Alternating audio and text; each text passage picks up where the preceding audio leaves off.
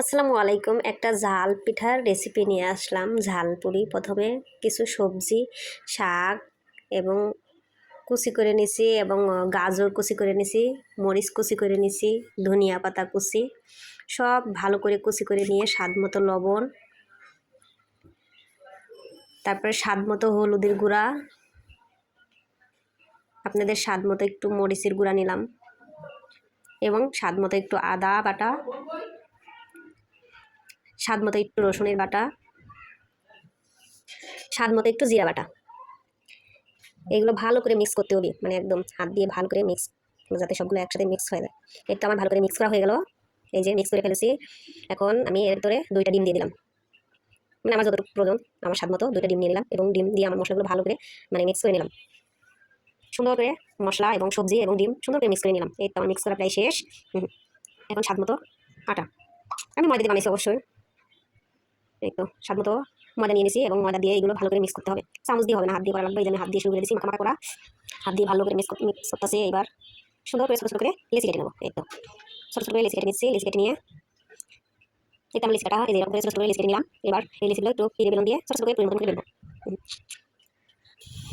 অবশ্য অত ভালো বেলতে পারিনি, চেষ্টা করলাম। এই যে শেষের দিকে বেলা বেলা শেষ।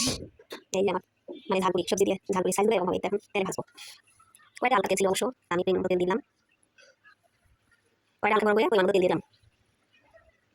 এই যে হালকা গরম আছে, একটা দিয়ে রাখলাম, গরম হয়েছে না। এখন বোতলে এগুলো ভাজতেছি। এগুলো হচ্ছে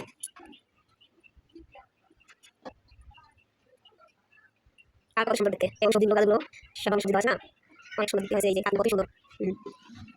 ওয়াও, আপনাদের সামনে পাঠিয়ে করলে অবশ্য ভালো লাগবে।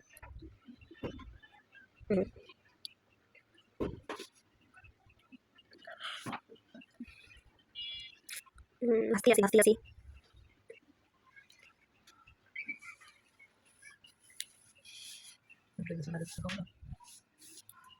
উল্টায়া পাল্টায়া ভাজিচ্ছি, উল্টায়া পাল্টায়া এই যে ভাজিচ্ছি।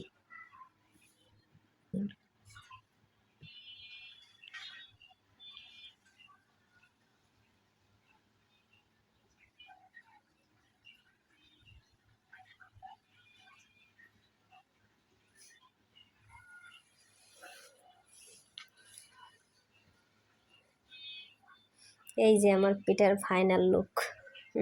কত সুন্দর দেখতে। কেমন আছে সবাই কমেন্টে জানাবেন।